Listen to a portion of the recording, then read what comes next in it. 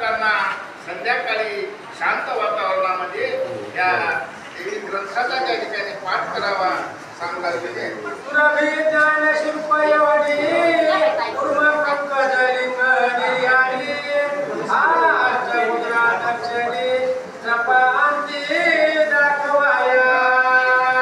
अशा अष्टमुद्रा जप ज्यावेळेस झाल्याच्या नंतर अष्टमुद्रा दाखवाव्या ग्रंथकर्ते त्या ठिकाणी सांगू लागले. एक चरित्र करणे पठण तरी मध्यम वाचावे संपूर्ण मध्यम चरित्राचा ज्ञान अर्धपाठ करू नये.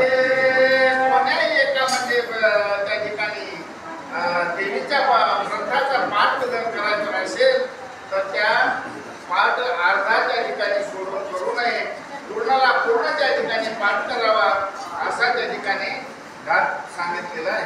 अर्धपाठ केला असता विघ्न होतचे तत्वता हे मध्यम चरित्र वाचिता तीन अध्यायी असती त्या ठिकाणी ग्रंथामध्ये अगोदरच सांगितलेलं आहे की 3 अध्याय असे लिहिलेले आहेत.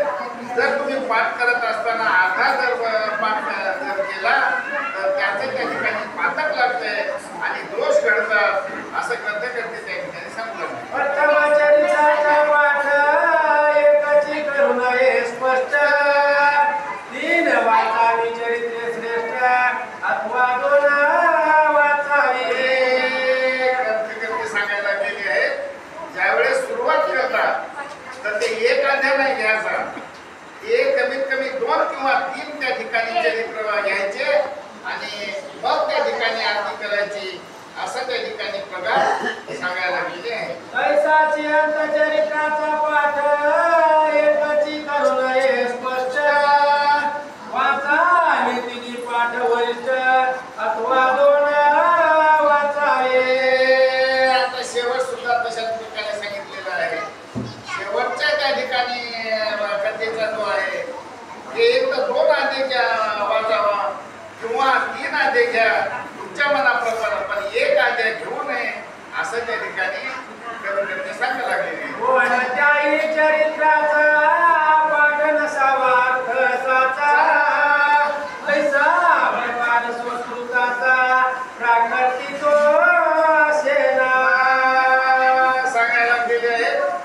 कोणताही पाठ कोणते म्हणजे जन्माचा पाठ घ्या तो 1 असू नये, त्याच्यात 2 किंवा 3 घ्या आणि सिंगल पाठ त्याच्यात असू नये, एकचं वर्णन करू नये त्या ठिकाणी सांगू लागले. असो या महात्मे स्तवन करुणी करावे प्रदक्षिण साष्टांग घालून या नमन मस्तकी अंजली धरावा.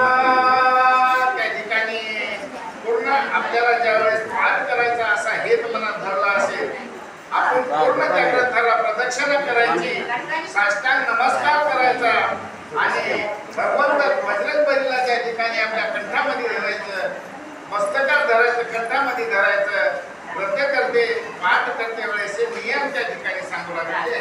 जगदंबे क्षमस्व म्हणून देवीचे करावे क्षमापण वारंवार निरालस्य होऊन राखावी ती जगदंबा.